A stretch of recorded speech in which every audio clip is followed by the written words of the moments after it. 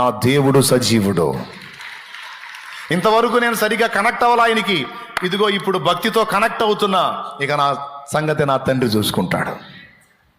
అది రోషం కలిగిన మాట. ఇంతవరకు పైన ఉన్నా, ఇప్పుడు సరిగ్గా లింక్ అవుతా, తర్వాత సంగతి ఆయన చూసుకుంటాడు. దేవునికి ఎక్కువగా అనుబంధం ఏర్పరచుకునే కొద్దీ, దేవునితో సంబంధం లోతయ్యే కొద్దీ, భక్తి డెప్త్లోకి వెళ్ళే కొద్దీ నెంబర్ 1 ధైర్యం, నెంబర్ 2 విశ్రాంతి, నెంబర్ 3 సిగ్గును లక్ష్య పెట్టాడు.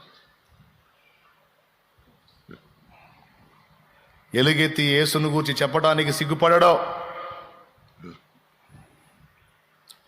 నేను క్రైస్తవుణ్ణి, నేను క్రీస్తు అనుచరుణ్ణి, నేను యేసుకు శిష్యుణ్ణని చెప్పుకోవడానికి సిగ్గుపడ్డావు.